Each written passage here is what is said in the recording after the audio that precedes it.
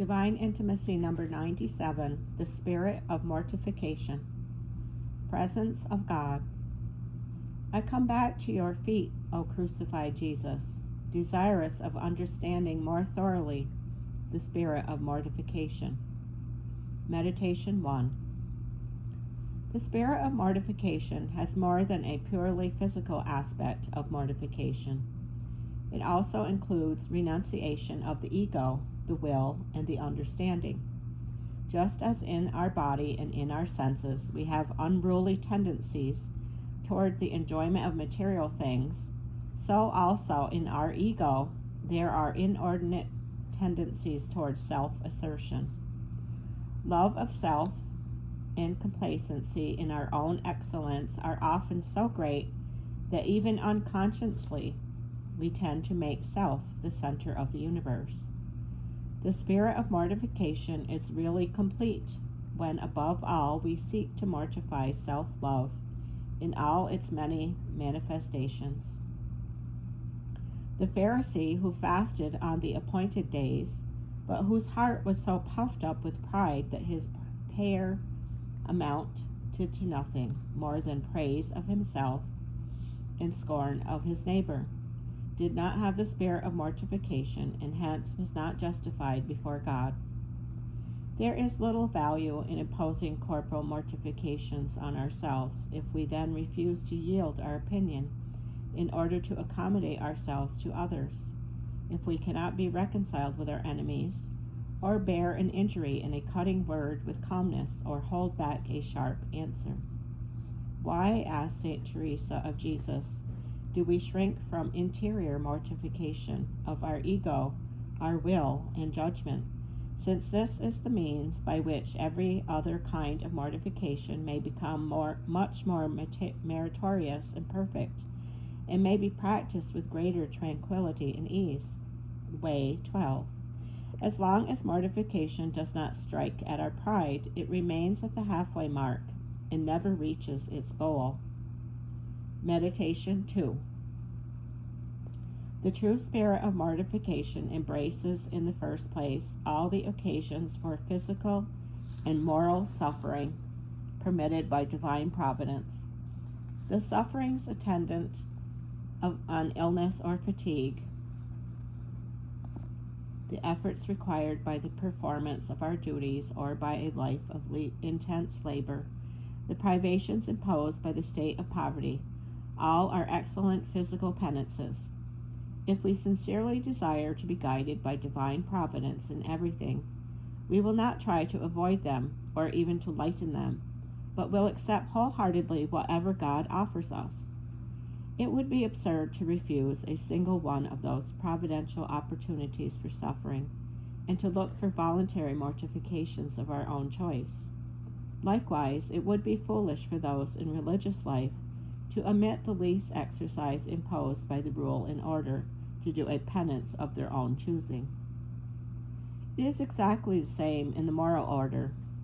Do we not sometimes try to avoid a person whom we do not like, but with whom the Lord has brought us into contact? Do we look for every means of avoiding a humiliation or an act of obedience which is painful to nature? If we do, we are running away from the best opportunities for sacrificing ourselves and for mortifying our self-love. Even if we substitute other mortifications, they will not be as effective as those which God Himself has prepared for us. In the mortifications offered to us by divine providence, there is nothing of our own will or liking. They strike us just where we need it most, and where by voluntary mortification we could never reach. In order to arrive at sanctity, a certain specified amount of voluntary penance is not required of all. This varies according to the inspiration of the Holy Spirit, the advice of superiors, and each one's physical strength.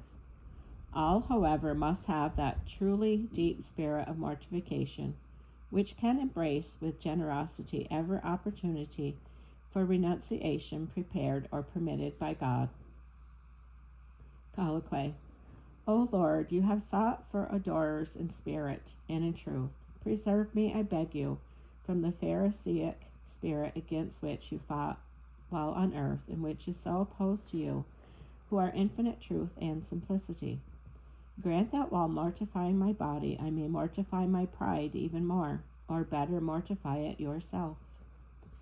You, who know the secret places in my heart, the most deeply hidden instincts of my self-love, prepare for me the most effective medicine for purifying, healing, and transforming me.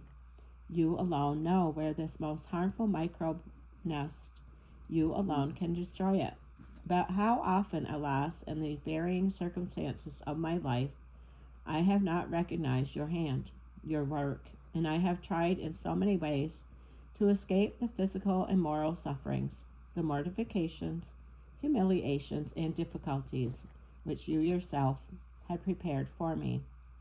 How blind I am, O Lord, and how poorly do I recognize your ways, which are so different and remote from my limited human views.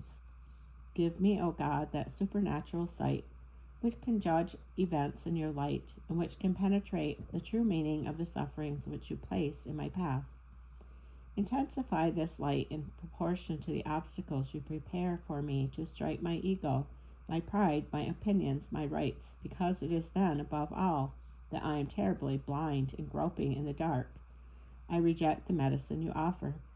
I may lack, O Lord, the means of carrying out the purification of my ego, so foolish and so proud, but nothing is lacking to you, you who are the all, and whose infinite mercy utterly surpasses my misery. I confess, O Lord, that I have often strayed like a lamb, which, leaving its shepherd, has taken a wrong path. But I desire to return once more, and I come back with complete confidence, because I know that you never tire of waiting and of pardoning. Here I am, Lord, I place myself in your hands. Mortify me, purify me as you wish, for whenever you afflict, it is to heal, and wherever you mortify, life increases. End of number 97, The Spirit of Mortification.